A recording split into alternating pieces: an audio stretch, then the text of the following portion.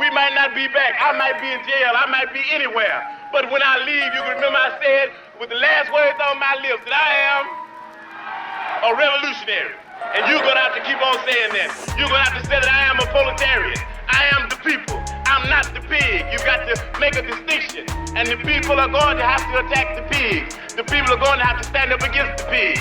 That's what the pastors are doing. That's what the pastors are doing all over. And today, it's a long time coming, but this is actually your second time on the show. Rob Rousseau of the Mission District. That's right. That's the main thing people know me for. Yes, That's yes. right. But also writer, another host of Insurgents Pod, and you also have a stream on this website, this obscure website, Twitch. This very website. TV, yes. So, and actually too, it's like, I don't know if you kind of even want to describe what you're doing now real quick before we get into who you were before. Yeah.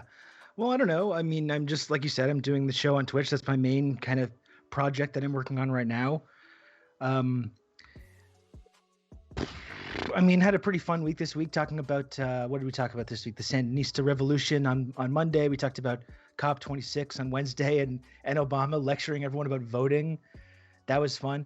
Yesterday it was, I believe it was Veterans Day in the US or Remembrance Day here in Canada. Yeah.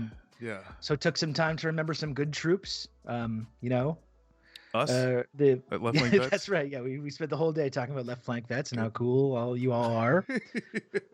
No, we talked about as well. In addition to that, the troops of the Mackenzie Papineau Battalion, who in the 30s during the Spanish Civil War, this were a group of Canadians that volunteered to go fight the Franco regime, fight fascism in the Spanish Civil War against the wishes of our government. Pretty amazing story. Watched a little documentary on that. So that's kind of what I've been doing on Twitch. Sometimes reacting to the daily craziness, but also I think we're trying to do a lot of like kind of historical deep dives and getting away from the day in, day out of the grind of the daily political news cycle. Yeah, and so this is Rob now, right? As we all know and love you. Which I also enjoy like how distinctive like you are, like your projection of being subversive. That's something that I do quite enjoy. Yeah. But well, if you come right out and tell them, they can't. No one knows if it's a joke. So the government, the feds that are watching, they're like, "Is this guy serious? I can't tell." They're a little confused. That's how I get you. Of what to do with it at all. Yeah. So I get him. But so if we can bring everyone back in time. Oh boy. To who you were before. P.S. Ted Cruz. You can't even Go watch one of fuck my yourself. music videos.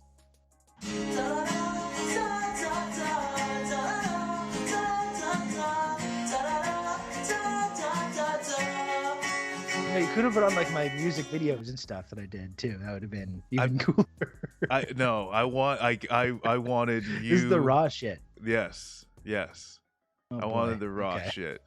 Okay.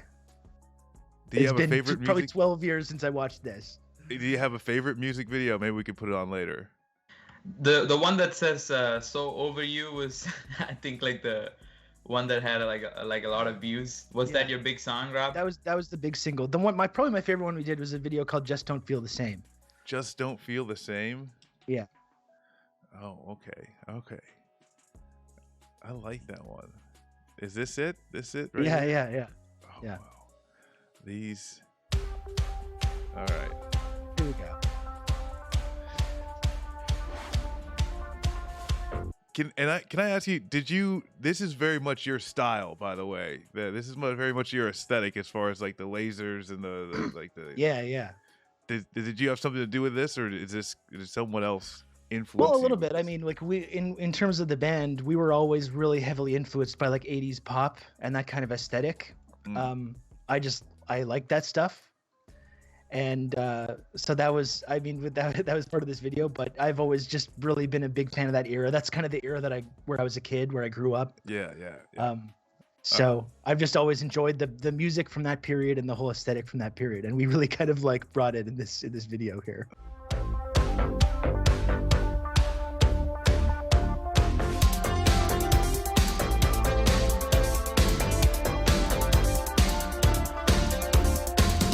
Take your hand, bring me down tonight, and I don't wanna go so far. I know you're leaving a bad time.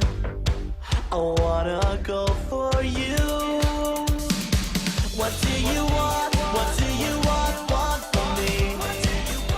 I just don't feel the same. What do you want? What do you want from me? I never felt this way. The person that I claim to love is someone that I'm dreaming of. I'll do it again, yeah. What do you want? What do you want from me? I just don't feel the same. Take your hand, bring me down tonight, and I don't wanna go for sure. There we go. That's the real deal. Yeah. It was crazy. I mean, there was a time in like 2009 that I would go into like the grocery store and I would hear it playing on the radio. It was really surreal. Like it was a really bizarre time for me. Wow. Yeah, I mean, like one of the things that I think when you mention 80s pop, which is like most significant about 80s pop was like it was a time when pop music was both like, you know, extremely glossy, but also at the same time very well written. Like all the songs had like very intricate parts, and like the vocals were not like very intuitive.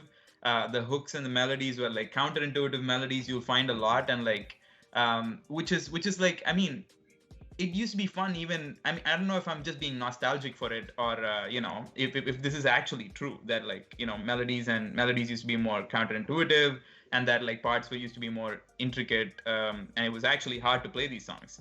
I think so. I mean, there's a lot of these 80s bands that were like, these songs were being written and performed by like incredible musicians that were often kind of like taking this like incredible musical knowledge and translating into this like pop format. I definitely think that's accurate, especially because it's like part of the reason that I love this era of music as well is that it's the sort of confluence between the analog era with just kind of introducing elements of the digital era and synthesizers and computers. And there's this clash I think was really interesting, where you still have elements of the old world of the way of doing things, and you have the new production methods and the new sounds coming in at the same time that led to some really, really interesting type of stuff. You know, I've always been really obsessed with that era for that reason. There's some like real tension always, right? Like it's interesting that you're like, you know, pointing it out in the 80s as well, where there was a tension between the synth music and then like the ones who really wanted to stick to the guitar and the organs and stuff like that. And then after that, now the tension, I suppose, is between like just purely made on a computer digital music and like being able to play and record with real instruments and stuff like that. That tension is kind of always seem to have been there, right? Like, and yeah. On which side of that tension do you think you fall? I don't know. I mean, I've been playing guitar for like over 20 years now, and that's when I started off doing music. That's what I really wanted to be in, like a rock band, you know, and like have more that area. And then I think the more that we started to do it, I think we more got pulled in that other direction. And I always had a difficult time, honestly, reconciling that, because I wanted to be more of like a loud rock and roll band. Other people wanted different things, and also like the interests that become at play when you start to become successful have different ideas, like in terms of like what they want to hear on the radio and things like that. So I always found that a little bit tricky. And I mean, now, even though I still play guitar, I mostly just make electronic music now. So maybe I finally gave in to just the pure digital world now. Well, that like kind of like you lose kind of like the more of the history behind it, and like because you had joined the Mission District when it was already formed, correct? And then, you know, not totally. Oh, no, it was a band, and then like you guys. That's right. I think yeah, that's right. There's a complicated backstory. But yeah, I joined the band. So it was kind of like a pop punk band. I come really from like the pop punk world. Like when I was like 19, 18, 19, like that's what I was really about. And so when I moved to Montreal, I met up with those guys. They needed a new member. They were doing this pop punk band called Full Count.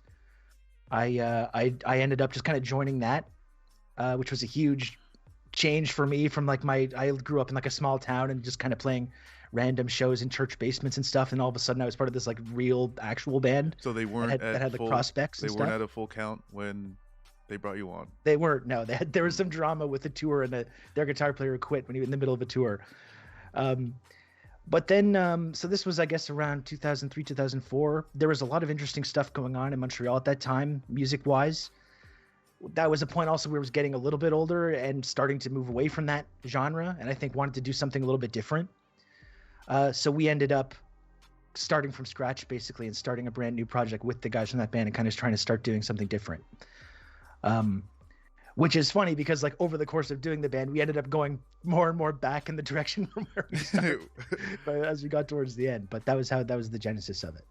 Start a little even further back than from that. Like, can you like tell us a little bit about your kind of growing up and like how you picked up the guitar and like what? And clearly you seem to have pursued I'm using this word very carefully also, but like you seem to have pursued a certain level of stardom, right? Like and like hitting the big stage and so on, and there is like I feel like there is merit in that ambition because it is sold to you every second of the day. So yeah, like speak a little bit about like how you got into it and then when it became like a real shot for you. Okay. Well, I mean, I mostly got into music because of my dad. My dad was a pretty good guitar player himself.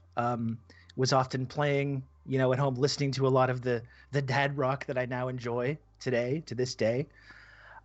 So he got me a guitar for my birthday when I was 16 years old.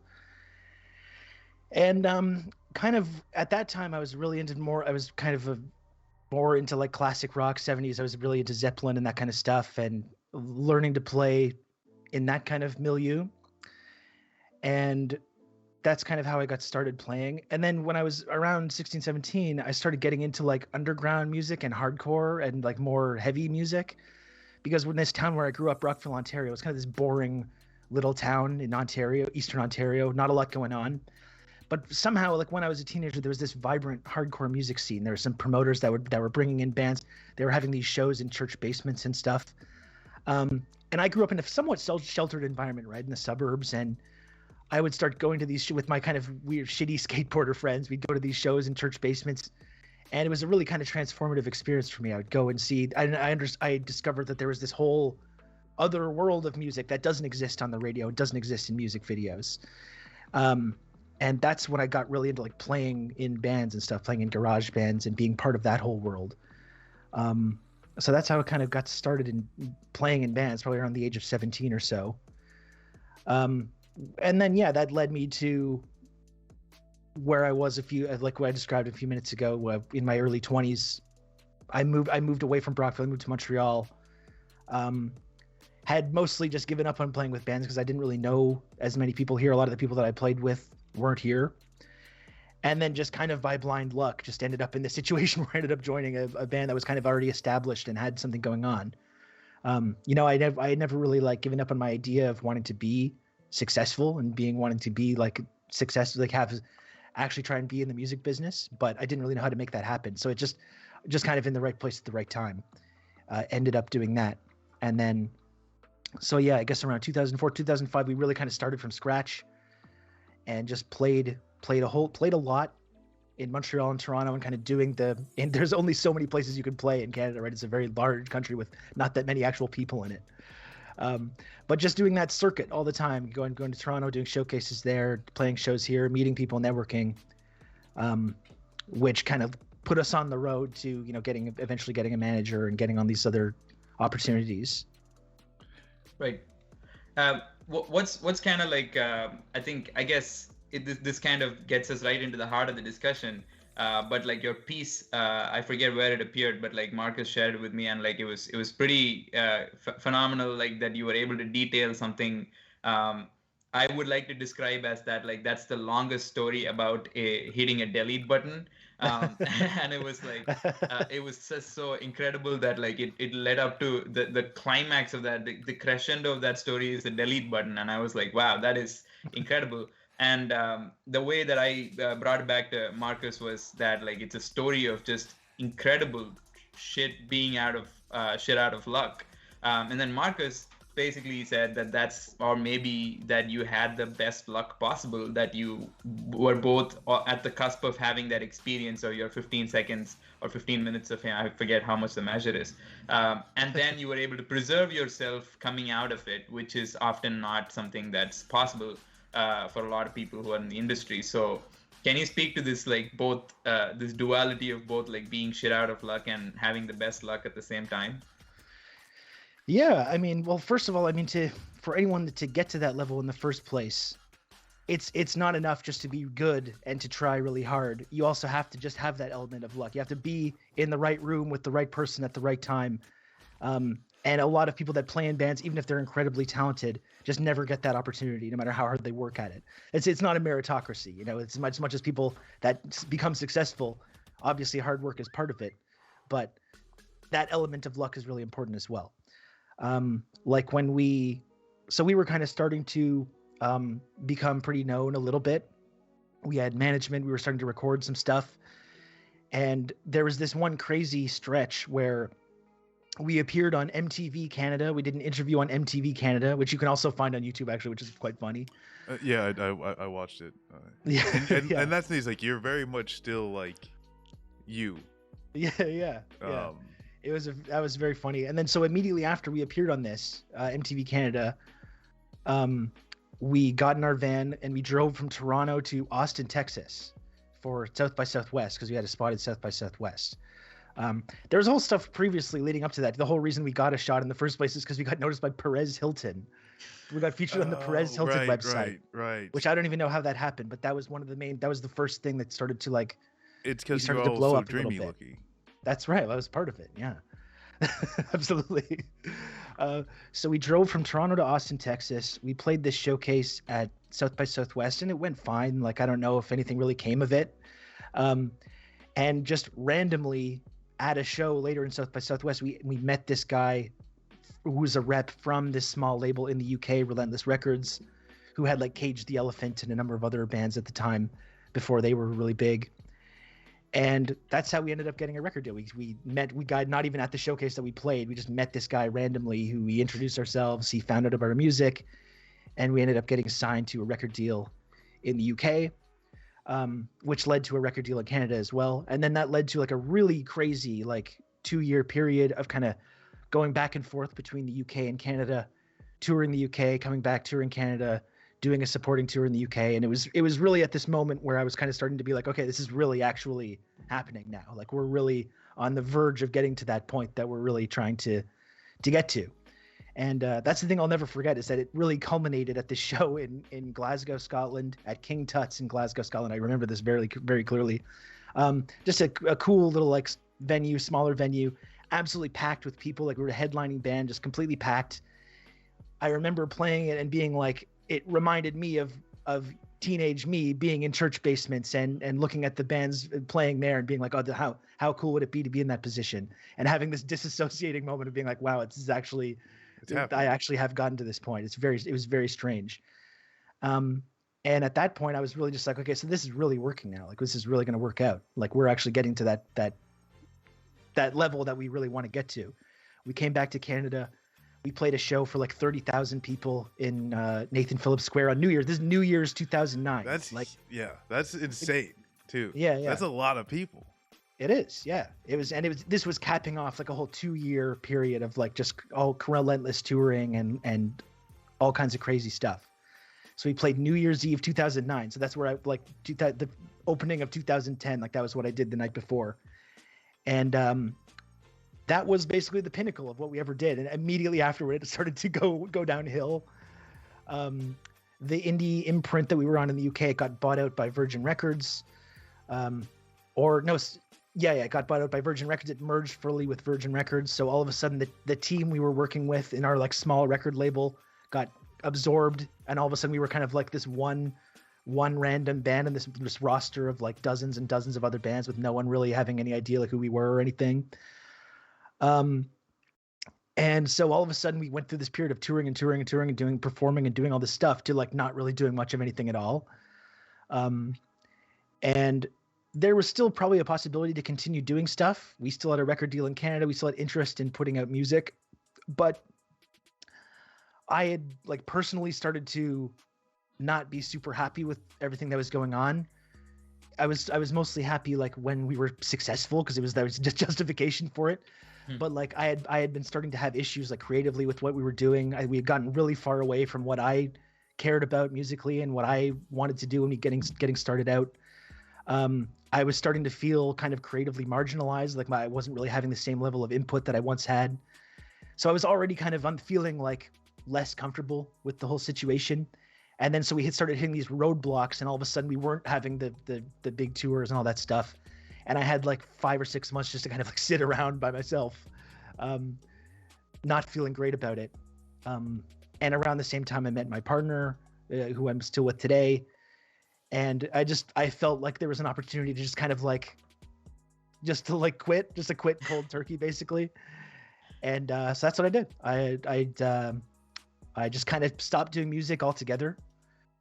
I recorded a little album myself, which is actually interesting. I was talking about this on the stream the other day because I recorded an album like basically by myself, like a little EP. I played all the instruments and everything. And that was, again, talking about another like full circle moment. That was an album that was really written for 16, 17-year-old me. It was an album that like I would have enjoyed at that time, you know? And I put that out, and I didn't feel like going through the effort to start from scratch again and rehearse and get that going. And I was kind of just like, I'm just going to try and go normie pretty much. And I got a job at an ad agency, and I started working at a normal job, and I just kind of put it behind me. I just kind of moved on with my life. You didn't feel, even today, you don't feel like this impulse to create a self-titled album called Rousseau or something, because like you're now a revolutionary, and like you're like, you know, a podcaster who's talking about you know, politics from a left perspective, and I feel like it's almost like handed to you on a platter to now relaunch your, I mean, like, you know, not to you know, like diminish your work, but like what's this guy's name, the Morning Joe guy.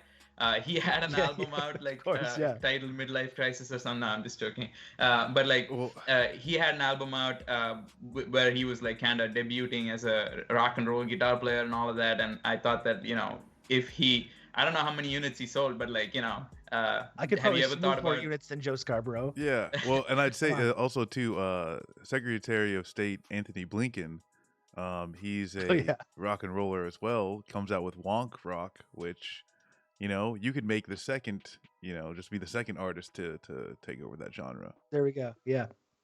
I do think about it sometimes. I've written a number of songs over the last 10 years, but I write songs and I record them and I just listen to them in my car. And that's the extent that I pursue it, you know? It's honestly, it's hard releasing music for people because I feel like there's, you know, you can put out writing, or you can put out podcasts or streams or things that have this creative element.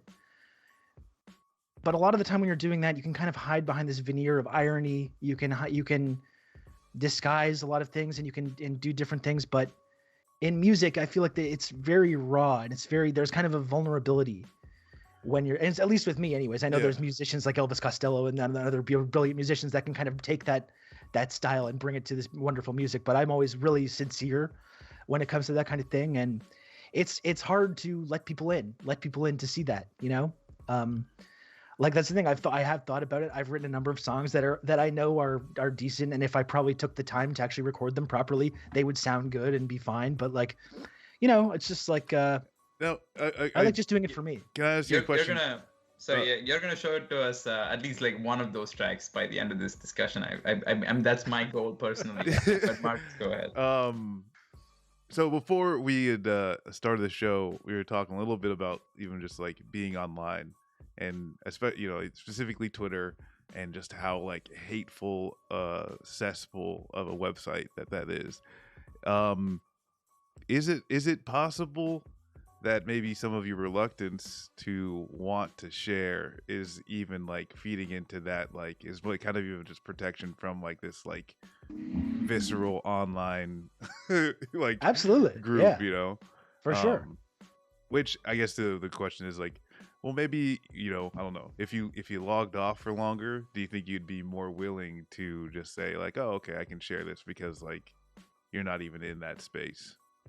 Yeah, I'm I not suppose it's asking possible. I'm not asking you to do so. I'm just gonna ask. Yeah. That's if my addiction to the steady dopamine drip of likes and retweets can allow me to do this. I don't know, but that's part of it. But it's just that's it. It's like it's there's a vulnerability to releasing music to people, especially like music when you're with singing and lyrics and stuff like that. I mean, it's really tricky, I think, to open yourself up to that. And that's the thing. I started doing music a lot this year. I've basically made like an electronic music album this year because I started for my stream. I started getting annoyed at having to like rely on background music on YouTube and stuff for my stream. So I was like, I'm just going to start making some electronic music that I can play for my show in the background. And then that's kind of now taken on a life of its own. I've almost recorded almost like a full album of electronic music that I might end up releasing that. It's kind of like, but it's kind of a different vibe. It's a different vibe from anything I've ever done. It's more of like it's like the soundtrack to an original score to a movie that doesn't exist, pretty much. Kind of like an electronic concept album. So I might end up putting that stuff out. And that movie you don't sing on have it. Arnold Schwarzenegger in it, I'm pretty sure. That's right. Yeah. No, it's all just background music. It's like background music that you would hear in like an 80s cyberpunk movie, basically. Yeah, I mean, like, is this a good time to play like a song, Marcus, like which we can maybe get a sense of, and then pivot to a maybe different conversation? I mean, I didn't have anything prepared. Is that the only thing? So over you? Yeah, we could. I mean, I thought that was kind of. This is the big single. This Yeah, was this our is the big big single. one. This was like not a huge hit, but like like another thing that I remember talking about surreal memories, like driving New Year's Day 2010. Sorry, this is the old version. This is not the actual single version, I don't think. Was there a video with this one or no? Yeah. There is a video with this one, yeah, because we did a demo version and then one that we recorded the actual version with this producer Andy Green in the UK who produced Keen and like a number of other. He produced those first two really good Keen albums. Oh yeah, But talk about a surreal memory. It's like I remember driving back from that New Year's show, New Year's Day 2010, and we heard this song like on the radio as part of like the year-long countdown with an interview that we did at the radio station, like while I'm driving our Ford Econoline van down the highway back to Montreal. Really, really surreal stuff. Like really the kind of stuff that not a lot of people that join bands and do music ever really get to experience. So it was really amazing. Let's.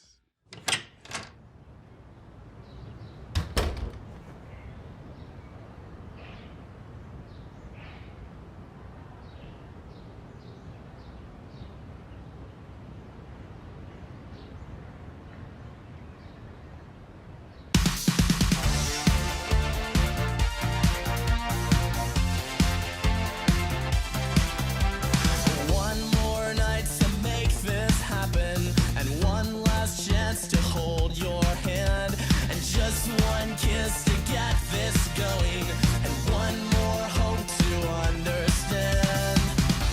And darling, don't get so worked up, and everything will be just fine. And darling, don't get so hung up, you know you'll never change my mind. What can I say? What can I do?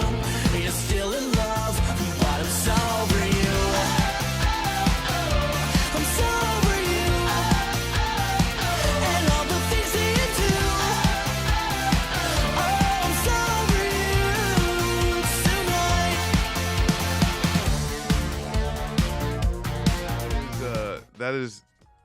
That's amazing. Which is They something actually I do edited you out. something I did want to bring up, and like you mentioned, and like you talk about it more extensively in that the article you wrote is like you were the main driver for Yes. the band, like almost throughout, basically to the peak. You had it basically mentioned that there was like a manager, which also seemed like you didn't really know who this person was.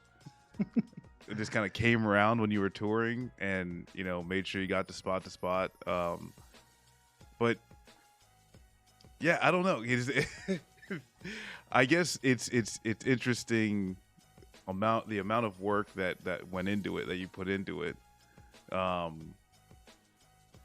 and I guess just being okay that like you're by the end of it just saying like, you know what, this is not what I want to do anymore, and I guess not being like egotistically invested into the work that you had produced. I don't know if that makes sense. Yeah, well, that's the thing. I wasn't really connected to it anymore.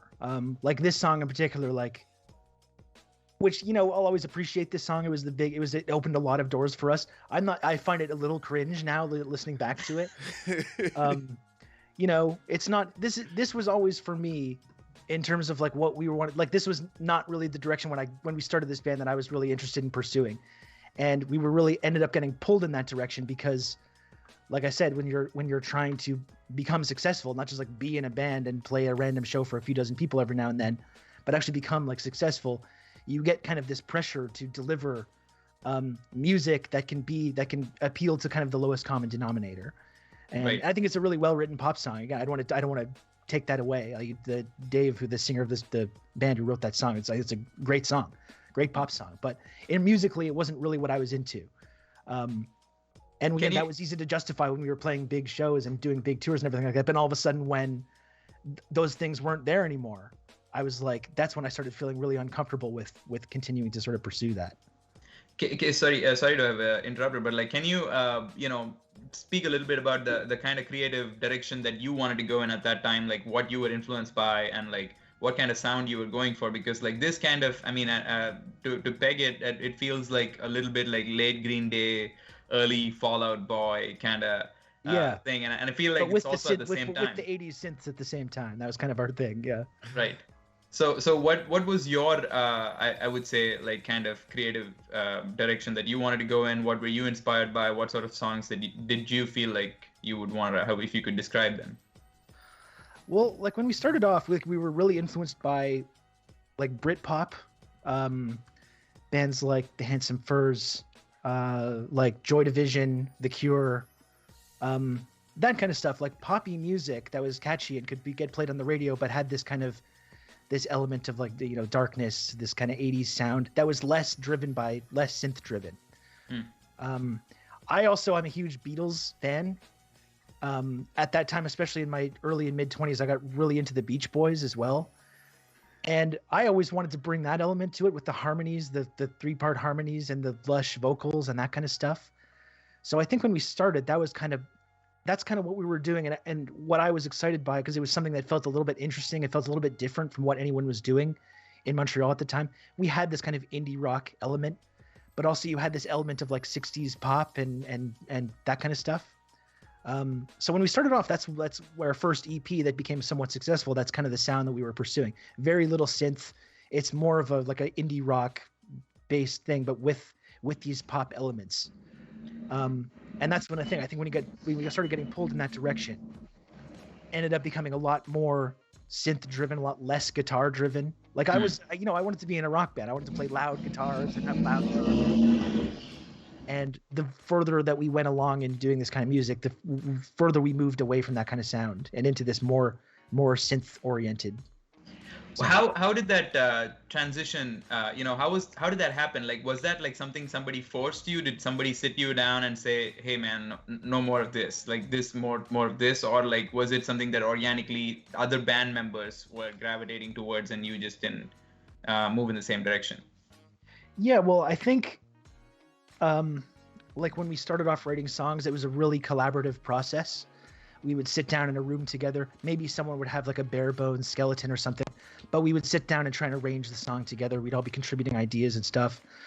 And I guess maybe in certain people in the band, there was this level of frustration maybe settled in that we weren't getting to the level that we wanted to. And that's kind of the thing, is that eventually our creative process became a lot more streamlined, where it wasn't this kind of free-flowing group creative project, but ended up being more of a vehicle for our singer to like write songs and then for everyone to kind of do the things that he was kind of envisioning. And that's the tricky thing, is that at the time I wasn't crazy about that. But at the same time, it's like the more we went in that direction, the more successful we became, and all of a sudden we were getting all kinds of attention from record labels and management and doing tours and stuff like that. So it was kind of hard for me to argue, even though I wasn't super happy with going in that creative direction. It was kind of hard for me to say like, well, no, hey, let's not do this, because it's like, well, all of a sudden it's all the things that we were trying to do are starting to happen.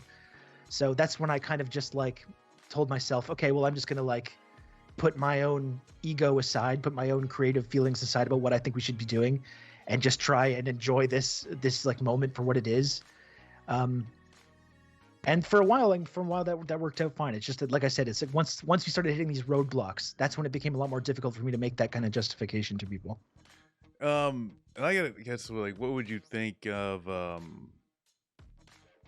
what's like, I guess, like the right size? You know, we had an interesting talk with Jason Miles of This Is Revolution about large, what's the word I'm thinking of? These large festivals, you know, and like kind of like, yeah, coming from a left perspective of like, are these things useful at all? Where you've got these like large gatherings of people, you know, largely like suffering through a lack of like water and like a good place to sleep for a few days just to see, you know, their favorite band or whatever. And even like when you talk about just going to see shows, you know, in the basement of the church, yeah, well, I guess like what do you think, like looking back, like what's the right size, you know, and like, and if we can even just put like the like socialist utopia of where like people are fed and housed and there's not really too much of an issue with that, but more people are free to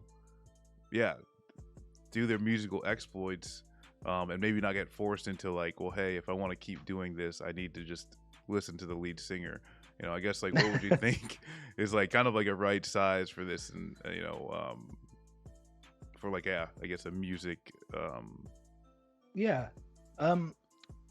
well, I don't know. I mean, like from a fan standpoint, you always prefer to see bands in a more intimate setting. Yes. And those shows are always really, really fun to play as well. Probably musically, like that's the most enjoyable kind of show to play. Like a smaller venue that's really packed with people. There's this kind of connection between the audience and the performers, and you lose that when you get into these big stage situations. And all of a sudden, there's a big barricade protecting you from everyone. Like you said, it's this whole like endurance element of like making it through these big large festivals and seeing bands. And that it's, as from a fan perspective and from a creative perspective, I mean, that's way more alienating, I think.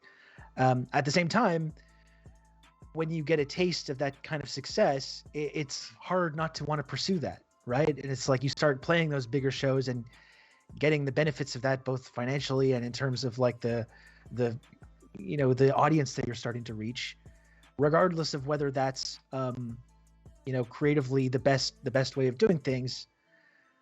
It's really hard not to want to pursue that. So I think in a perfect world, I think any band or any kind of creative performance is much better off in these kind of smaller, more intimate environments. And, you know, ideally, if bands were able to make a decent living from doing that, and it's really tricky to get to that point. But if that was more accessible to people, I think that would be the ideal thing. If that was more the you know, extent that people could get to. But like I said, when you're in that position, it's tricky. It's tricky because it's really hard not to, when you see yourself going in that direction, it's hard not to want to just take that as far as it goes. Because not everyone gets there, right? Probably 99% of people that ever pick up a guitar or play in a band never even get to that point. So when you feel like you're there personally, it's hard not to just be like, okay, well, let's see how far we can take this thing. I mean, being on the couch at MTV Canada, you know. Yeah. Well, maybe not like Carson Daly, you know, New York Times, Times Square, anything like that. Like, it's pretty close. Like, that's like, you know, just a shavings away.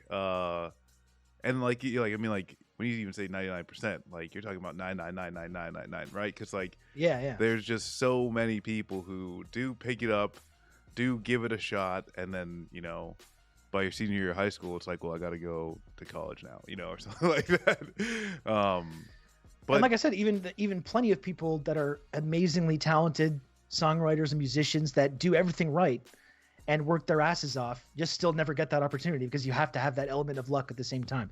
Like there's no getting around that. There's no formula that anyone that's talented can just go and get to that level. That's not how it works. You have to have that element of that one time being in the right place at the right time. And of course you have to, you make your own luck. That's what every successful person says. Like you work hard to get yourself in that position where you might get that lucky break, but it is a lucky break. Not everyone gets this opportunity. Who's it? Bo Burnham, I think, has this big interview with, I think, Fallon or somebody, where he's like, he takes to task a bunch of pop stars. I forget who he exactly name drops over there, but like says something to the extent of they all do a disservice in not emphasizing how much of it is just like sheer luck.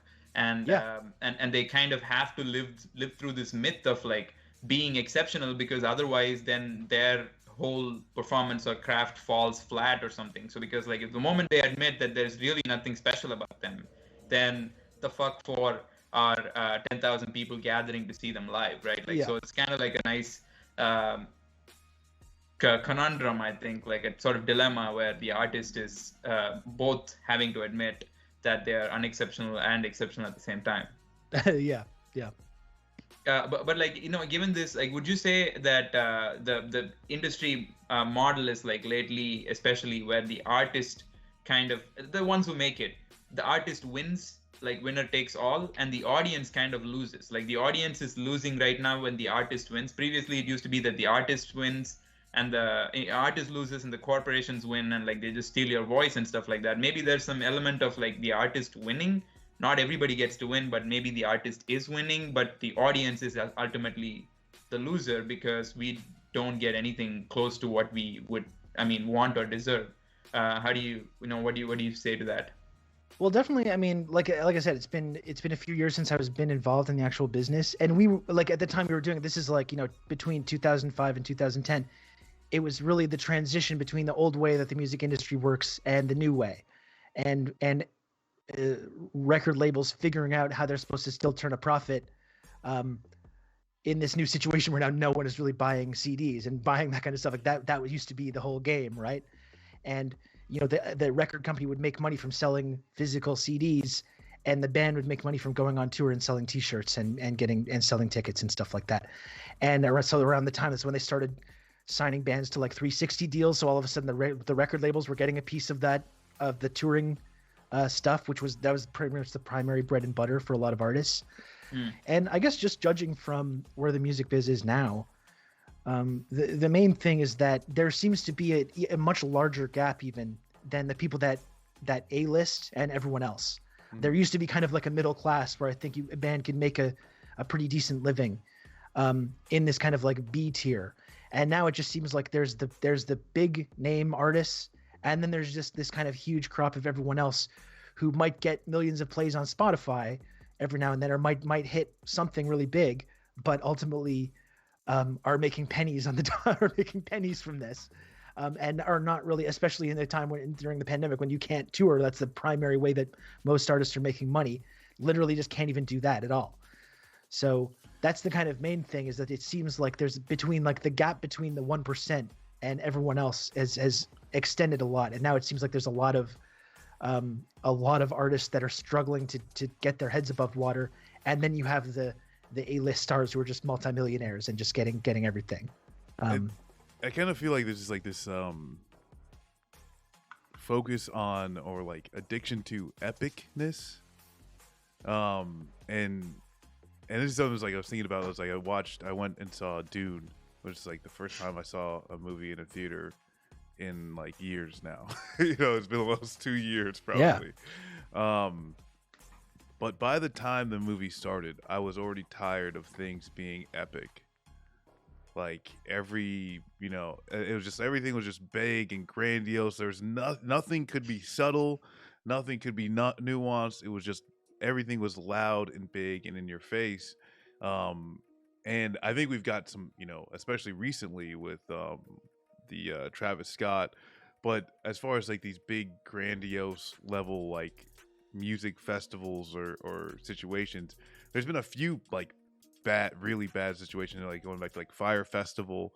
But I think there's like now this like addiction to like epicness, where like you said, where there's no chance, if there's some mid-tier band that tried to do epic, it would look ridiculously bad, and it would not be epic, and therefore you can't, fit in.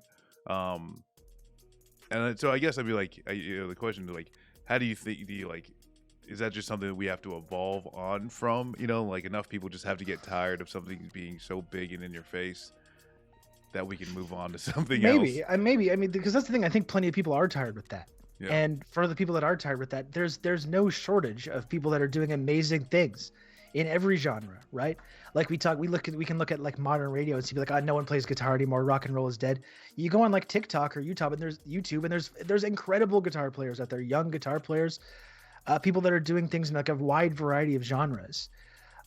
So I think that's the thing, is like there's no shortage of people that are doing all kinds of really interesting stuff, and that isn't going in this direction, this lowest common denominator direction.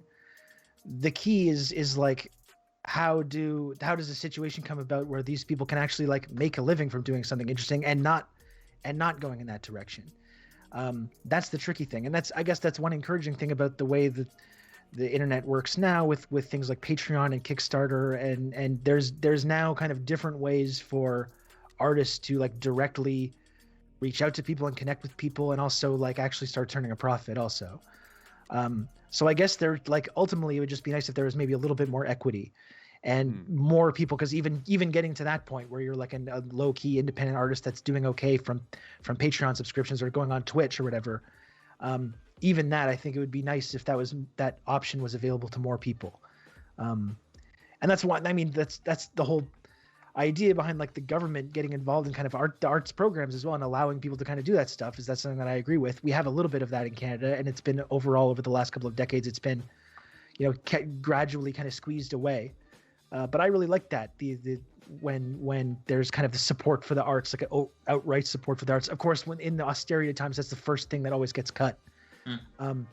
But giving people the ability to live that, I think, is really important, like not just in society in general, because like a lot of people that do music, of course there's plenty of bands that are doing music and they're working jobs at the same time. They're working shit jobs to survive, to afford everything. A lot of the people that have this opportunity to like learn an instrument or play music, they're doing it because they have kind of support. And there's an element where like working class people kind of get squeezed out. And people that are already kind of coming from wealth or coming from means are able to kind of take the time necessary to devote to learning and growing and doing this stuff, where people that are, if you're working, 50, 60 hours a week at a waiting tables, it's like you don't have the mental energy or the physical energy to like take your free time and work on your creative projects at the same time. So I would like to see a situation where we start having more equity in that, and giving more people the opportunity to live that.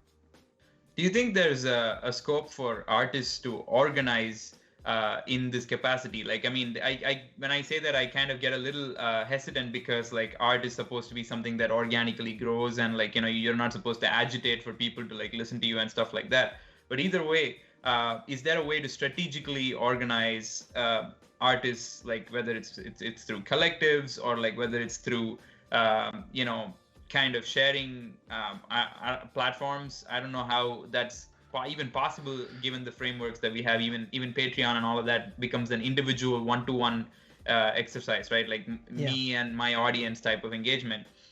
Is there a way to like break out of that and like kind of actually create a distribution network that doesn't have to rely on the industry? Because that seems to be the one way in which like you don't have any equity in that area at all. Is there a way to build equity or build an equitable environment outside of it, and not bother with them at all? Because I feel like right now we might have all the means to do so. I think you're right. I mean, I think that opportunity exists. I don't really know how that would work exactly, but I do know that like it for sure is, but just as the same way as it's possible for working people to come together and realize that they're more powerful than the bosses, it's the same thing with independent music and musicians, as you realize that like collectively we're the ones doing the work, we're the ones that are being creative, and the CEOs and the shareholders of these big record labels are the ones that are getting the profit from it predominantly. So that dynamic exists in the music business just as it exists in every other industry. So there's for sure a way, I think, for people to collectively, artists that are part of that, to realize that the power that they wield and that the power is not behind these big record labels who are basically just banks. They're basically just banks who provide funds, like upfront funds to these bands to do things, which they then extract later back in profits. So there's for sure a way for artists to collectively organize and supersede that system. Absolutely. I just don't, there hasn't been enough movement on it yet, but that opportunity is definitely there for sure. Is there any connection too of like, and I think about this because it was the latest like IATSE strikes, and I wonder if there isn't that same, I'm sure there is, some of those same discrepancies as far as like the crews that like actually put on shows, and I don't know, you call them roadies if it's like like actually doing tours and stuff like that, but the same type of aspect where like this thing does not happen, like you said, like you can't have a song without a writer and the people play the music, but these concerts can't happen without the people who are literally building these stages and everything like that, which I think gives just more ample opportunity to actually like connect with working class people and create something that is for working class people and not required to tap into these music banks, if you will. Well, this is the thing. I mean, all these elements are in place for this to happen. The issue, I think, is that everyone over the last 40 years has had this element of like collective action being kind of beaten out of them relentlessly. That's been a central part of the sort of neoliberal project, is to ensure that we don't have this kind of connection with one another and that we don't realize the power that we collectively wield. So like all these elements are in place. I think that's where political education comes in, and that's where work needs to be done to, I think, educate and inform people about the power that they have collectively. And again, that's not just about the music business, it's like every single industry. Like grocery store workers have the same power, especially in this time in the pandemic, but they don't, because of these kind of political currents that have been happening, they don't really realize they've been deliberately led to like not understand this kind of power that they have collectively. So you're absolutely right that this kind of stuff does need to happen. All the elements are in place for it to happen, but it's going to require organization, right? It's going to require serious organization to make people understand in any business, the music business, or like both the artists and the techs and the people that work their asses off to make these shows happen. It's going to require a lot of organization to ensuring that these people understand that none of this happens without the work that they do. This is like a problem throughout our society, right? It's not just about the music business. This is a central part of what the last 40 years of politics has been about, is ensuring that no one understands this collective power that they have. So that's part of it, is just making sure people understand this, because not everyone does. I like the characterization of record labels and in the industry itself as banks, which is I think like very useful, because like I think one of the most significant ways in which like Bernie Sanders presidential campaigns especially opened the door to this discussion that like what is essentially keeping the people in power, the status quo in place, is that like that they have deep pockets, they're extremely well funded, and like on the other hand, we have to like kind of have the three kids in a trench coat equivalent of like putting all the resources that we have together to get in the door, even as a candidate, even to be taken seriously, etc. And I kind of wonder, given the your experience of like how these things work, how much do you think you can actually create of like the banking system itself outside, not just from the point of view of agitating for better opportunities or better representation, or like more control over, more creative control, or more control over intellectual property with the labels, like we're talking about bargaining power and stuff like that. Can you actually break away from this and not bother with them at all? Because like or for instance, like just DIY, is it possible to create a DIY framework, an organizational framework that could actually stay truer to a socialist ethos than just like agitating against the system as workers in it? I mean, Karthik, it's a big question. I don't know if I have all the answers for that. I mean, no, please, just certainly these things are possible. Another issue that you run into, especially when it comes to the music business, though, is that a lot of the folks that we're talking about are weird artists who have massive egos as well. And part of collective bargaining and this kind of organizing that we're talking about involves setting your ego aside to ensure that everyone else can have the same opportunities that you did. And it's such a cutthroat world where all these opportunities are so limited. Everything is really oriented to people really kind of like stepping over everyone else to get in your way. It's the way capitalism works as well, right? If you want to get to the top, you got to step over everyone on the way. You don't do it by holding hands and singing, peace songs together.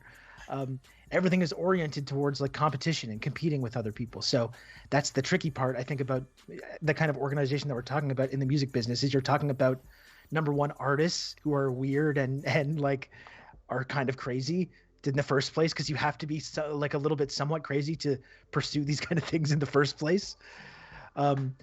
There's ego involved. There's all kinds of a number of other things involved. So that's part of the organizing, though, that needs to happen is educating people and making people understand that there is value in setting their ego aside and working together and trying to lift up everyone. But again, when you're talking about musicians and artists, that can be tricky as well, even though many such people are kind of inherently left leaning. So I don't know how it would work. I know it's possible. I know all the elements are there, but it's a tricky thing to pull off, I think, from an organizing standpoint. I guess can I ask you just your opinion on, and this is like this whole like show that we, Karthik and I have started, is really trying to just interrogate artists who seem to have a revolutionary aspect to their music. And obviously with you, it's like we're like, hey, like you've been, like, and that's what it is. Like it seems like Icarus, who flew close enough to the sun to see the wax beginning to melt, but you were still able to kind of drift down to earth. yeah. But what do you? I guess what do you be your opinion of music to either be maybe whether it could be a catalyst, whether it could just be a support structure to a movement, or or would it be music and art just kind of be a reflection of something that's already happening? Well, I think it can absolutely be both. And you look back in the early roots of like folk music and Woody Guthrie and artists like this that were openly kind of singing about socialism and anti-fascism and these things. And this is an issue, is that because of the level of like anti-communism that's been part of the last 40 years of sort of neoliberal development, that's why I think it's handicapped a lot of people to have a coherent political message. And you end up having like the idea of politics and music is into things like Band Aid and Live Aid and like let's get together with these big concerts to raise money for the third world, to give us like third world NGOs and stuff like that. And this class element has been completely beaten out of all of us. And again, it's been replaced by this kind of cutthroat competition. So I think there can be a really strong element of music accompanying these kind of revolutionary movements, but that requires a lot of people, I think, to sort of deprogram themselves from what they understand about society and the economy and art. And that's a tricky thing to do. That's not something that happens overnight. That's the thing. I think like a lot of politically oriented music is really kind of like it's been kind of liberalized in many ways. And the idea of having sort of an actual left vision within that is it doesn't really exist to the same level that it did, in the sort of pre-war period. But I think that's something that we're going to see ripples from the last 5 years and the last couple of recent history of people sort of starting to relearn these things and maybe forget what they knew about what was possible politically or socially. We will probably see more people going in that direction, because I think the limits to how far we can go, I think, have been shifted a little bit over the last couple of years. So I think we'll see reverberations of that in music as more people are sort of not only just like, left-leaning liberals, but, socialists and people that have these more radical or revolutionary ideas. Like a good example is the Beatles. I love the Beatles. And they were really at the kind of forefront at that time of like what was how extreme and radical you can be politically, right? The kind of hippie movement of the late 60s. But a lot of it, in their song Revolution, if you carry pictures of Chairman Mao, that's where you can count me out and stuff like that.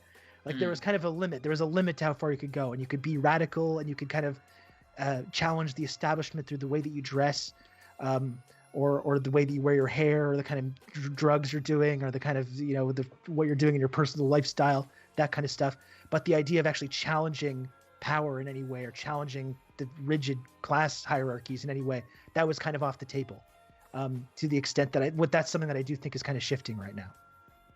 What is kind of also, I guess, like the flip side of that is the extent to which the establishment or the status quo seems to kind of almost realize or recognize that this impulse is so popular among the people that most of the art that they need to, share with the people has to be subversive in that front. So they've kind of figured out that, like Squid Game, for example, is something that I feel like it's more the establishment figuring out that okay, so they love seeing stories of like them killing us and stuff like that. So it's almost like this kind of trick that they're getting everything gets subsumed into this like world of capital. Right, yeah. And like, so I feel like that's, I think, the conundrum for somebody, especially, I mean, like, as an artist, like trying to make it into the mainstream, etc. The immediate question becomes like that of selling out, which is not even a question lately, because it's actually, we had another conversation where we talked about how like selling out is actually seen as the making it part nowadays. Like, so it's like you're not selling out, you're making it.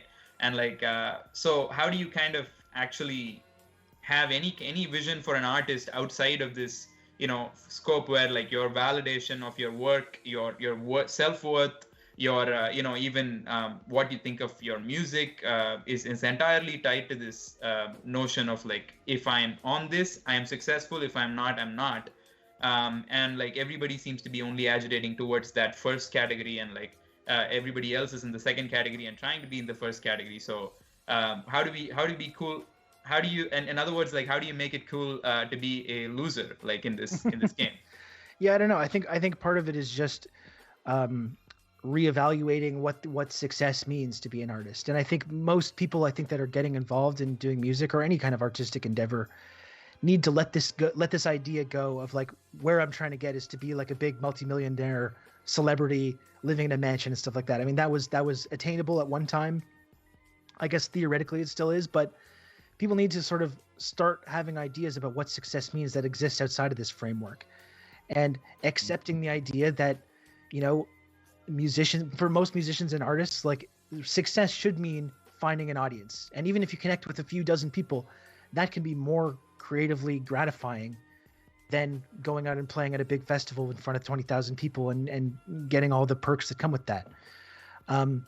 So that's, like I said, we grow up in this environment that fetishizes wealth, that fetishizes commercial success, especially if you're an artist.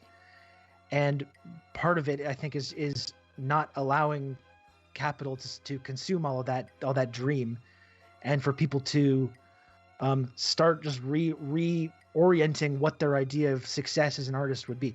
I think most people getting involved in this world should just let go of the idea of success being, a big multimillionaire celebrity. I think that there's a time, obviously it's still attainable, but I think if people now getting involved in the music business or trying to play in bands should be focusing more on getting to the point where they can earn a decent living or just pay their rent and have that ability to connect with people. Ultimately, that's a much more gratifying. It's like more spiritually gratifying. It's more creatively gratifying, even for the people that get that high level of success. So part of it is just people just reprogramming themselves, reimagining what it means to be successful, reimagining what's possible, and then just understanding that framework and going from there. I think that's going to be a big element of it. How much do you think it's gonna like this kind of organizing can tie into a concept such as mutual aid, like artists, musicians, like kind of participating in just like promoting their work itself within a mutual aid cooperative framework, and like distinguishing themselves from other artists who pursue this capital, as a point of distinction, both as a marketing strategy as well as like as a principle. Like how do you think music can like tie in with something like mutual aid, like in for artists, especially at a time during the pandemic when like for forces far removed from the artists, like artists are suffering and don't have the same levels of opportunities and resources? I mean, I definitely think it's very important, something that should be pursued. Like I said, I think the tricky part is that artists a lot of the time are kind of inherently egotistical, and it's difficult to convince people, I think, to put their own personal feelings aside and do what's best for everyone rather than just what's best for themselves. So I just think that like all of these things are possible, but it's going to take agitation and organization and political education to make people understand that everyone benefits from this. That's really the tricky thing, because I think a lot of people that get involved in this in the first place are doing so because they think that they're this unique, talented, beautiful artistic soul that has this beautiful gift to give to the world. And it's really difficult to convince a lot of these people that like, well, you need to like take your personal ambitions and tamp those down a little bit in order to like create this more equitable situation for everyone. Ideally, that's what does need to happen. But when you're talking about artists, I mean, it's not always easy to get people to understand this framework. But also, I guess, like, sorry, go ahead. Oh, and I guess like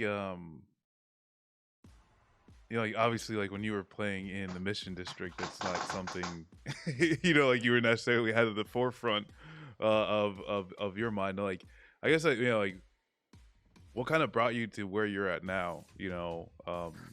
And that's just like if I was in your same situation, I would have beat my head against that wall of like, no, we're gonna make it. Like, I don't care if I'm not into the artistic expression too much. Like, I would have just gone whole hog into like, I need to get back into the MTV couch, like by any means necessary. So well, it's hard once you get a taste of it. It's hard to turn away from it. Definitely. But yeah, what brought you, I guess, your political education to be able to retrospectively look on these things like this?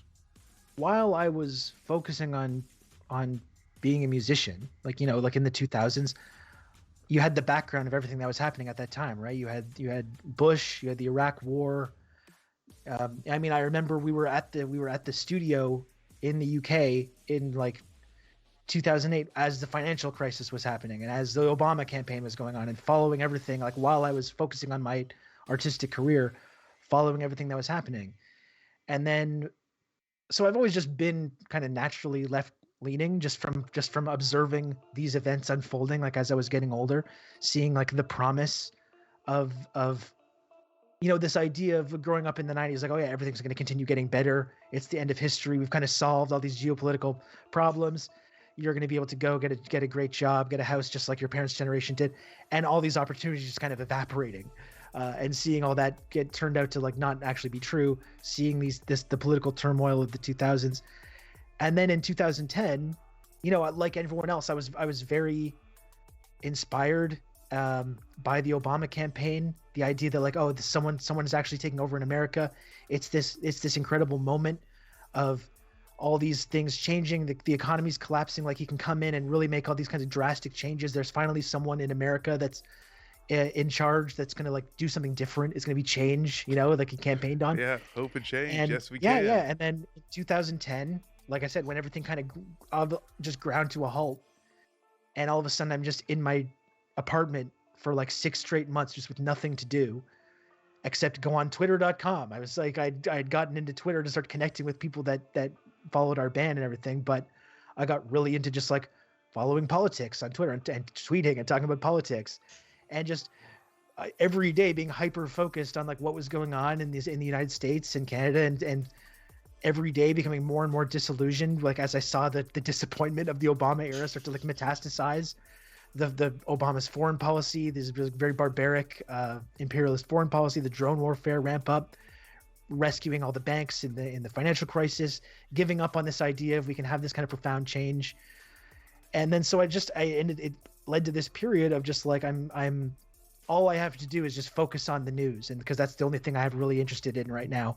All the things that I've spent my whole 20s building are kind of like falling apart in front of me. So I'm just like hyper fixated on news and politics and stuff like that. And I guess that's just what once I left the music business and I started kind of live a more normal lifestyle, I just became somewhat addicted to just like commenting on that stuff and to like talking about it. I really I wanted to be able to as much as I wanted to build an audience to do music, I started really wanting to build an audience about that kind of stuff, to be able to talk about politics and the news and the things that I was interested in politically, and try to influence people into if going along with my viewpoints, as I could sense that a lot of other people were also very disillusioned at that time. And I just spent years doing that to no one really paying attention. Like I spent years and years just tweeting and doing the kind of stuff that I do now, but with no one listening to me at all. And that's the kind of funny and ironic thing, is that in terms of like being in the right place at the right time, that ended up happening to me again, like when it comes to building an online platform. And I just, for some reason, I had a little bit of a thing going. I got the idea that I wanted to do freelance writing. I wrote that piece in A-Side that you were referencing. I was writing about music or whatever I could get anyone to pay me to write about. I was writing about like pro wrestling and things that I was interested in, just to get my name on things, get my name out there. And then so I started getting a little bit of an audience from that. And then I just did that tweet about MS-13 one day, which again, I didn't tweet at anyone. Like I don't know what it was about that tweet that really made it like blow up to the extent that it did. But it was another situation of just happened at that exact moment. One person happened to be looking at it that shared it to whatever boomer, a conservative Facebook group that ended up like completely blowing it up. And then all of a sudden it's like, now there's people listening to me, and starting to pay attention to what I'm doing. And then I got a little bit addicted to this idea of like triggering these conservative news cycles and seeing whatever conservatives are mad about. Well, now I'm going to start making them more mad about this. And I got a little bit addicted to that like negative feedback loop of being that like the conservative Twitter main character. And I got a little bit obsessed with like trying to create these kind of outrageous situations and get conservative media to pay attention to me. And I mean, just going back to like 2010 as well, that's when I became that's when I started really paying attention to Bernie Sanders as well, because I became disillusioned with Obama really quickly. And then I started looking at speeches from Bernie Sanders and being like, okay, this guy's not a liar. This guy means what he says. This guy's not just saying whatever he can to get votes, because he's saying things that are incredibly unpopular, but he still says them. So, and just his way of doing things, his kind of like gruff old guy persona, I really dug that. And so that was a big part of it too, because I became a really big fan of Bernie. And then when 2016 came around, seeing him all of a sudden go from this like obscure figure to this all of a sudden this like internationally known figure, this big popular political figure in America who almost like came from nowhere to win this primary. And then he's kind of getting involved in during the Trump era of having these kind of conversations. And then as I saw that I had kind of built a platform, it occurred to me that like, and Bernie's going to run again, and I have an opportunity to be like one of the more visible online Bernie guys, right? And I kind of leaned into that, and that's kind of what led to me today doing stuff that I'm doing now in terms of the podcasting and Twitch streaming and stuff, because I really I got it really into my head that I've like, once I left music business, I kind of took all that energy that I was putting into becoming an artist and turned it into building a platform online that I could talk about this kind of stuff that I was passionate about, and somehow got lucky again. You know, like I said, I put work into it, I put time and effort into it, but I was also just like happened to be at the right place at the right time and got people to start paying attention to me. Sometimes, the right shit post will that's right, yeah, like rocket you to stardom. And speaking for Erica, who is one of the other left flank vets, like she did a tweet about how ACAB means Paw Patrol 2, and then like next thing you know, like Fox News is like literally talking about the tweet and trying to cancel Paw Patrol. New York Times is like, is Paw Patrol next on the chopping block for cancel culture? It is propaganda. I know she was probably joking, but it's absolutely propaganda. 100%. Yeah. Brutal. Yeah. Yeah. So I agree with that stance, America. She was correct to say that, and I support for making that claim. Yes. I guess I like, now that we're kind of like steeply into like politics, which is just like definitely, this is my water as well. What are your takes on like, what would your I guess best plan of action be for, I guess, like the disjointed left that we have in the US and Canada, as far as like moving forward? Like what's your prescription You know, if Rob got to control the left, what are the steps we need to take? Yeah. Well, it's a depressing and demoralizing time, right? I really, really, truly believed that Bernie Sanders was going to win that Democratic primary and was going to become the next president, and it was very, very disillusioning for that to see that kind of play out the way it did in real time.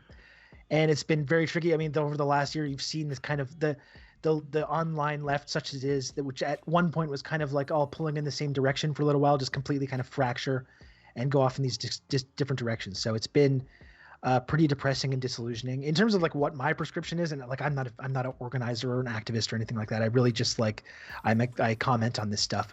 You might say I'm a journalist. I don't know. I don't even know what to say. When people ask me what I do for a living, I'm kind of just like, I don't know. I recently told someone I work in online media production. That's good. That's what I Independent said. media is a good way of putting it as well. It kind of puts an official sheen on it when you look into what it actually is. Yeah. In terms of my prescription, like we've been watching on my stream quite a bit over the last couple of days, is that clip from Kwame Ture about mobilization versus organization. And how we've seen a lot of mobilizations. We see a lot of mobilization around the climate, around issues that people care about, police violence, different things like that. And we've seen big mass mobilizations. Even you could talk about the Bernie Sanders campaign as being an element of that. And that's the thing that I think what we all need to sort of understand is that while these mobilizations can be positive things, they can also be kind of counterproductive. People mobilize around a certain issue, they go out and protest, and then the moment passes, and then the mobilization ends, and everyone just kind of goes back to their everyday lives. Whereas the idea of organization needs to be this constant, eternal process that just never stops. And like we've talked a lot about recently about all these different mobilizations that have been really, inspiring to see in some cases, like around climate, or about racial justice, police violence. Like we saw those Black Lives Matter protests, the George Floyd protests were the biggest mass mobilization in American history. Yep.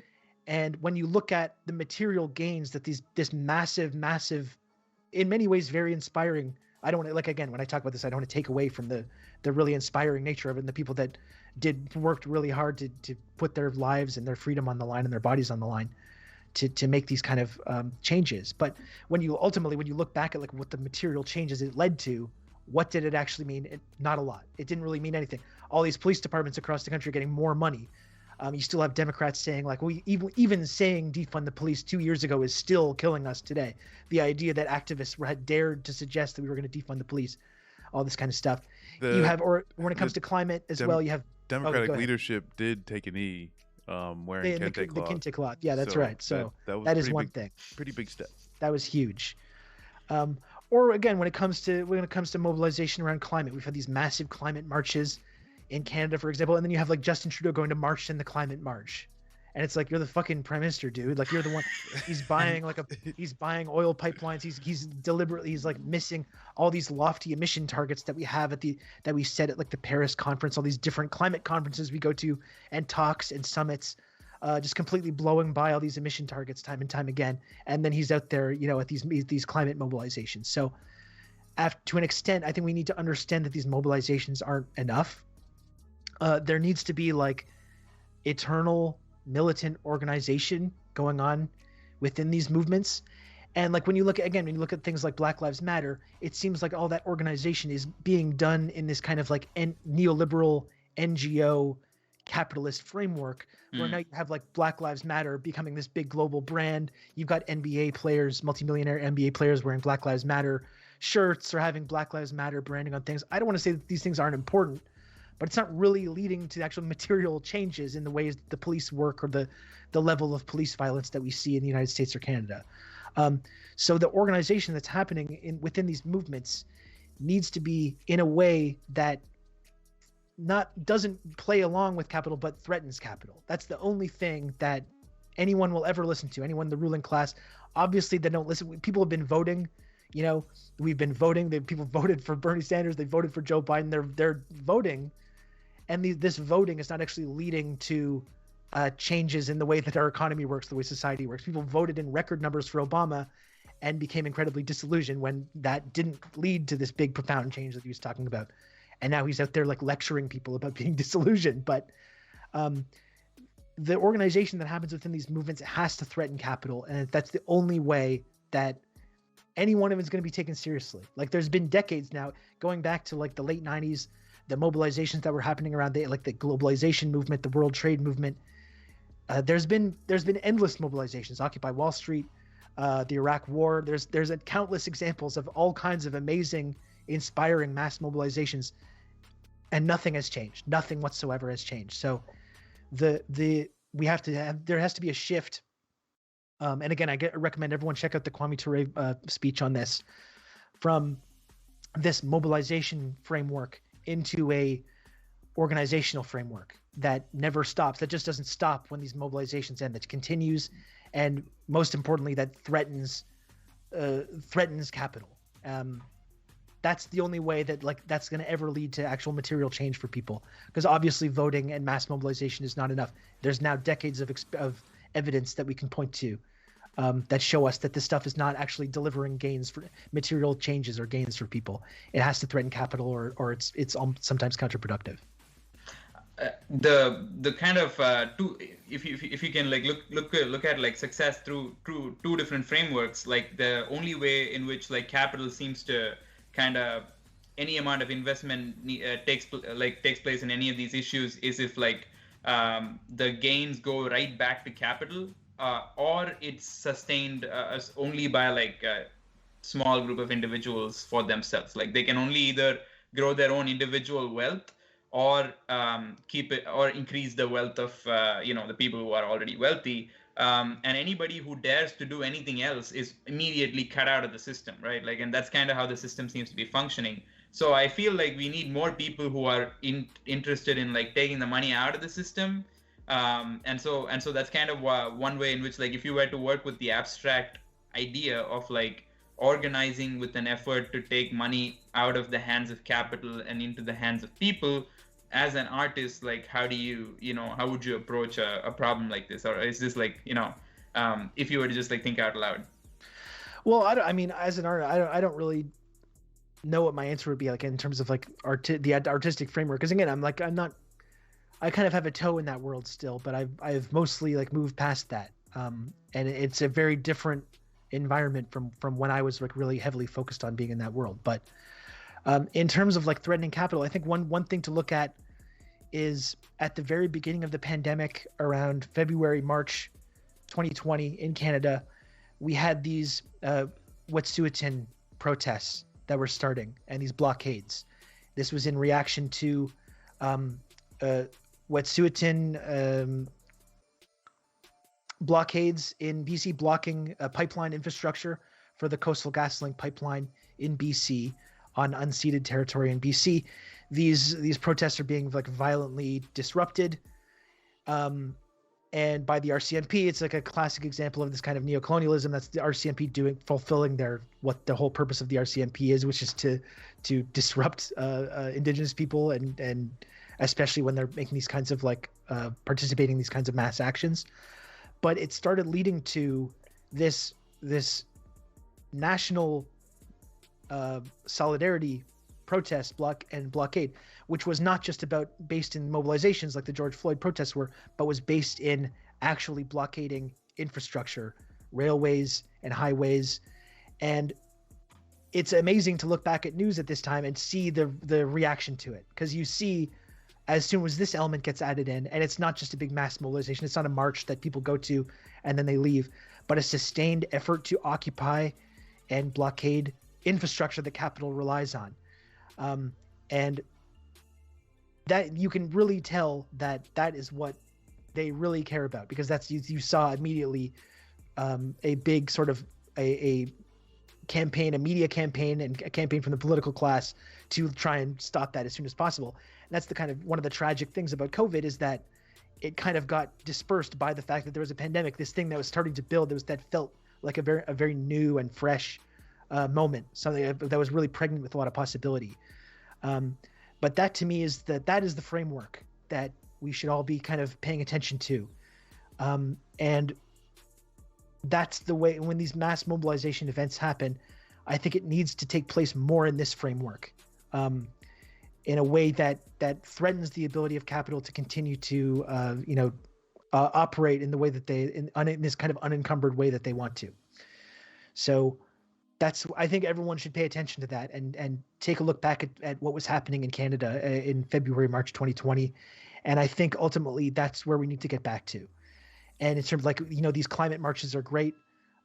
These big protests and marches around police violence are great, but it's not ever going to lead to meaningful change. But that is something that I think can.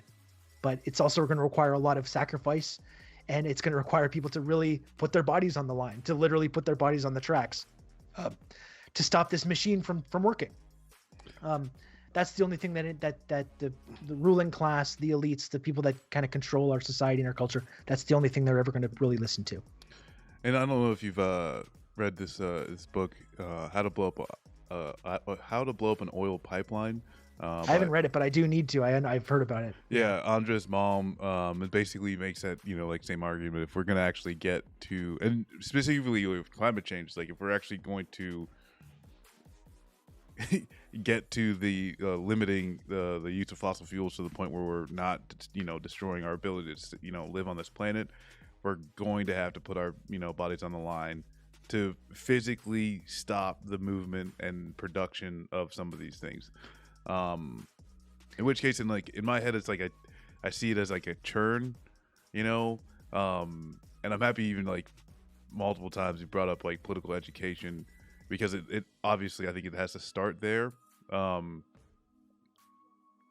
right now, especially too, is we've all been steeped, I guess, in this the the online left, where there is a tendency to say okay, hey, this person is a lib and they will be that for the rest of their lives, and there's no amount of political education or circumstances where they're able to get past liberal tendencies, or if someone is someone says I'm a market socialist, people start going crazy about how that's not in okay, got it, but how do we actually get to the point where we're bringing these ideas closer and closer and closer to where they need to be, where I don't think everything you can do in your life is a challenge of capital, but especially when you start talking about these organizing work and the actions that you do, are those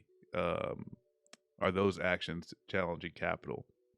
And so I guess just seeing it as a turn of bringing the flow of people to the left with the more and more education, to the point where the action is just into a steady churn of hopefully things that challenge capital. Two, the concert that I'm going to on Friday night is, the band is tying it to a mutual aid project that's getting off the ground, or even some of the trying to get to the point where me and my friends are building our own fucking bakery co-op, and that's some of those you mentioned grocery stores too, of people can start organizing within the realms of capital, and then also realizing well, now I have this skill, what would I need to be able to just operate this outside of the of the current structure. But also I don't think we have this part that's missing is just a developed organization to also teach people how to be left, Yeah. And that's kind of that's not something that pops out of nowhere. I think in the U.S. too, is we talk a lot about the DSA. I think there's plenty of critiques there. It's the closest thing that we have to that, especially on a national scale. But that's kind of where I see without a organization that is actually dedicated to building left and churning out more left action that challenges capital, we're kind of going to get stuck in the same place of us just screaming into the void, but not really being able to do anything. Yeah. I mean, there definitely does need to be a lot more, people need to be a lot more open and give people space to grow and change. That's part of what, again, it's part of what the whole online world is. Everyone kind of there's a lot of posturing involved. And the idea that everyone everyone that's involved in this kind of world now, it just was born like a perfect kind of Marxist, the exact right kind of communist that you're supposed to be. I mean, it's just ridiculous. Like everyone came from a different background. A lot of people came from like more of a liberal background. Like I was making fun of myself the other day, looking back at some of my tweets from 2010 where I'm tweeting at like Keith Olbermann and stuff. I was a big MSNBC head, you know. So we have to understand that people come from these backgrounds, and like people even come from more reactionary backgrounds. And the idea of just like everyone that's not immediately on board with the exact viewpoint that we have, and that just gives they're now just like completely hopeless and should never be talked to or should never be brought into these projects. You know, I don't really agree with that. So that's, I think, something that we all need to kind of work on, like allowing people the space to have correct ideas. And then like, I think there's some kind of a heart, like what I try to do, especially in the Twitch world and everything like that, I try to create kind of a welcoming, fun environment. And when someone kind of strolls in there, and I feel like they're coming from a different background, instead of being like, hey, there's a lib in our midst, like, fuck you, get out of here, we hate you. It's much more, I mean, that can feel good. It can feel cathartic, and it can feel like, you know, it boosts yourself to do that kind of thing, but it's not really useful. And there's people, I mean, I think it's a normal tendency when you try and get into these spaces and people are mean to you, you're just like, well, okay, well then I don't want anything to do with this, you know? So I think that's always the approach that I try to take, is a more welcoming approach and a more understanding that people are coming from different kind of backgrounds, and people have been just inundated with propaganda for their whole lives about what's possible and what's not possible, and what socialism is and what it isn't. And you have to be sort of understanding that people are coming from these different viewpoints, and these different people take a long winding road, some cases, to eventually ultimately have the correct opinions. And I don't think it's really valuable to just like find someone that you feel is not immediately in the place where you are, and just instead of shunning them, I think it's important to try and speak with these folks and try and get them to see your viewpoint in a way that's not super alienating. I think we see a lot of that in the online, especially like the online Twitch world. That's what a lot of it is based in, right? Yeah. I try to get away from that. And that's stuff. something though that's like the thing that makes me feel fine like with it is that it does seem to be a very online thing, you know. At no point in anything outside of you know, like when I've either like just knocking doors for candidates or issues, in any of the organized spaces, like there's no real interrogation over what type of leftist you are to begin with. But then also too, it's just like with anything from you know, sports to celebrities to politics, like it's kind of harder to be an asshole face to face. So that's where, like, you know, it kind of just seems like this like online phenomena that kind of happens, which, you know, I don't know. I still think it's shitty for the most part, but at the very least, you know, I don't really see this too like happening, you know, like outside. But I think where like it's where it could be like we're losing is that there's just like a lot of time devoted to that type of thing.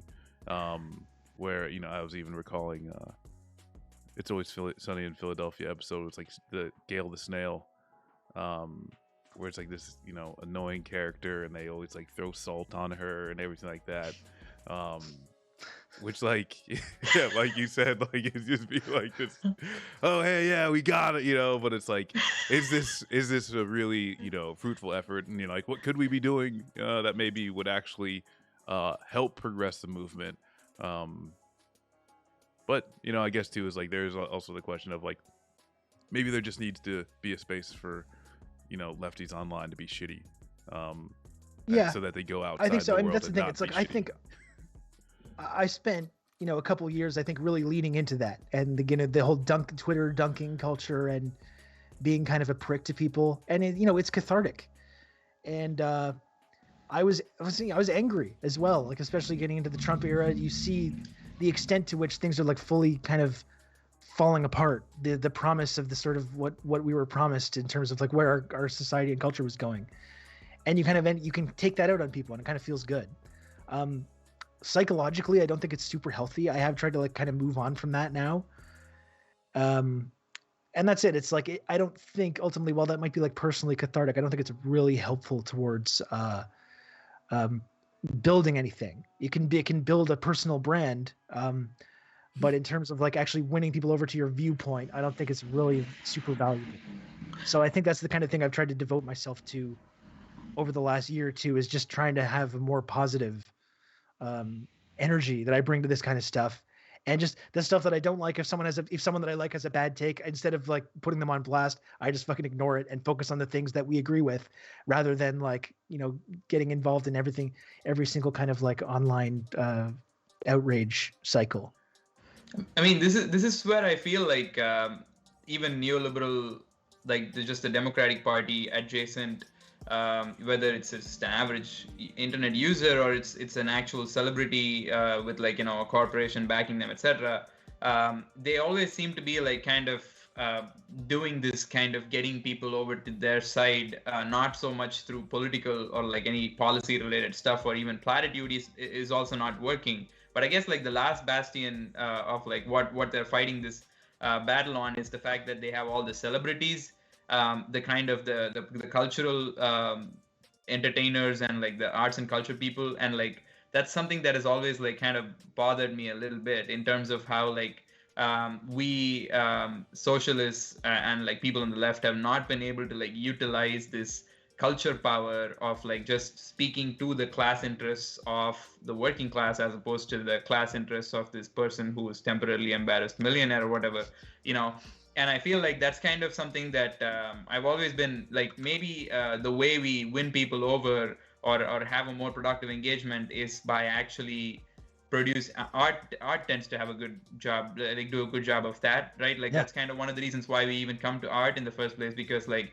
you can say something or you can articulate something that you can never do in any other format, and that somehow seems to be lost on people, because like all of the art that we're kind of currently experiencing in the popular imagination is just like so either direct or just vapid, and I feel like it could be really cool if there was like art that can actually do propaganda for leftists, as opposed to art that is posturing to do propaganda for leftists. And I mean, like, I guess like we make no mystery of the fact that this program it was kind of launched with the intent of like having another space for that, and like we wish that we could see more of this type of stuff, but also we do get frustrated hoping that like there could be a more overnight phenomenon that could happen. But I guess that's the rub, I suppose, like in that nothing is going to happen overnight if you're actually in the struggle, as opposed to there's a bank that's just like bailing you out immediately, then something can happen overnight. So it's like, I mean, I don't know how to induce a socialist propaganda revolutionary culture of art and music, entertainment, and filmmaking and so on. So that's something that'd be cool if it could happen, but I don't know how to make that happen. Well, it's just like everyone needs to. That's the kind of thing that I think will snowball as long as you have a mass amount of people that feel the same way and are contributing to it. And I think that's something over this decade, we're going to see a lot more tumultuous times this decade, right? As we get closer to the sort of climate change cutoff that we've kind of assigned of where we're getting to this like catastrophic level, we're certainly going to see income inequality continue to spiral out of control. There's a lot of opportunity during that time to do this kind of organization, and it's like you said, it's certainly not going to happen overnight. But if you start having these conversations and getting people on board with this basic idea, I think over this decade we will see some of these things start to materialize. So it's just that's part of the struggle, though, is understanding that there's no secret formula to making it happen. It's a long and somewhat arduous process of political education. Like I said, if we're in the West, like we've been grown up in this society completely inundated with propaganda about what socialism is or what it is to be left wing, and it takes work to undo that. But like you're pointing out, you're absolutely right, though, that art can be a central method with which we can convince people of these ideas. So it's just a matter of continuing to work on this project and getting as many people involved as possible. As we see things continue to kind of spiral out of control, there's going to be more opportunities. And it's the kind of thing that's not going to happen overnight, but if everyone is kind of, or if a number of people are pulling in the same direction, we'll start to see movement in that area, I think. I'm saying that we need to see Rob Rousseau become a pop star again, and and like on that note, I don't know if you have anything that you would like to share that we can actually listen to of your electronic music. Like, you know, if you're actually going to debut it somewhere, then we'd love for our show to be. And that's like, are you, Rob? Are you going to be streaming today?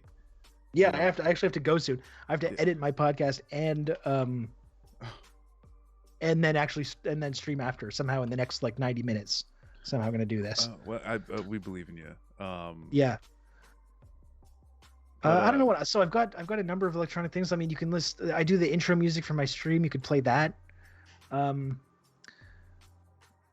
I don't know. I think a lot of the music that I've been doing in and of itself, there's nothing that really like lends it to the revolutionary spirit. But I think the idea that I'm kind of formulating around some of the electronic music that I've been making is that it could be packaged in a sort of interesting audio-visual way that could maybe get across these ideas. But when you just listen to the music, there's nothing really that speaks to it about it. I also experimented with, like, I was playing some Michael Parenti speeches with my music behind it and everything, creating some Parenti wave. That's an element too. Like, I think I'm going to be releasing some of this electronic music, but I would like to do a couple of remixes where you have some words that are over this kind of music that you know, get across these ideas. I think that's one element that I'd like to try and bring to the table. I just don't really have anything now to that's something that, like, beginning a lot of the streams I try to do, if I can work it in there, is just like play some lo-fi with, you know, a myriad of different people speeches. Parenti is one that I frequent as well, but no, that's like something where even in a lot of these cases there's figures that have been around and throughout the United States, you know, speaking even from a U.S. perspective too, like where we've just, you know, almost completely lost, you know, and like you spoke to the effort that capital has put into like completely erasing any forms of legitimate communism or socialism that existed within the United States. That makes it extremely taboo to talk about. Yeah, like, but that's the thing, is like, this is something that was like existing and something that like we got to build back better. I'm sorry, I had to. Yeah, exactly. Yeah. But on that note, Rob, we'll let you go. Thank you for discussing your life and, you know, your ideas and, you know, your history as a motherfucking rock star. No, my pleasure. It's you know, it's a little weird for me to talk about this stuff. I kind of moved on somewhat cold turkey from the music business, and I try to kind of put it behind me. But, you know, I do it. It's fun for me to reminisce, especially now that it's been like over 10 years, like since I was kind of doing that stuff. It's fun. It's surprising, I think, for some people to learn this about me because I don't talk about it that often. Like when I talk about going on tour in the UK and having a major label record deal and that kind of stuff. So I do enjoy talking about it. It was a pleasure to speak to both of you. Sorry I don't have anything new to debut. If I can finish one of my Parenti Wave tracks, though, I'll send it in. You can definitely, check it out. Cool. But then, honestly, when I was in Cuba, I was up in the Escambray, which is like the Appalachia of Cuba, very rugged mountains. People, very poor they were. And I said to this campesino, I said, "Do you like Fidel?" And he said, "Sí, with all our soul." I remember his gesture, with all our soul. I said, "Why?" And he pointed to this clinic right up there on the hill, which we had visited. He said, "Look at that." He said, "Before the revolution, we never saw a doctor. If someone was seriously ill, it would take 20 people to carry that person, because you'd go day and night. It would take 2 days to get to the hospital. First, because it was far away, and second, because you couldn't go straight. You couldn't cross the latifundio land. The boss would kill you. And often when we got to the hospital, the the person might be dead by the time we got there. Now we have this clinic up here with a full-time doctor. And today, a doctor in Cuba, when you become a doctor, you've got to spend 2 years out in the country. That's your dedication to the people. And a dentist who comes 1 day a week. And for more serious things, we're not more than 20 minutes away from a larger hospital. That's in the Escom Bride. So that's freedom. We're freer today, we have more life. We might not be back. I might be in jail. I might be anywhere. But when I leave, you can remember I said with the last words on my lips that I am a revolutionary. And you're going to have to keep on saying that. You're going to have to say that I am a proletarian. I am the people. I'm not the pig. You've got to make a distinction. And the people are going to have to attack the pigs. The people are going to have to stand up against the pigs. That's what the pastors are doing. That's what the pastors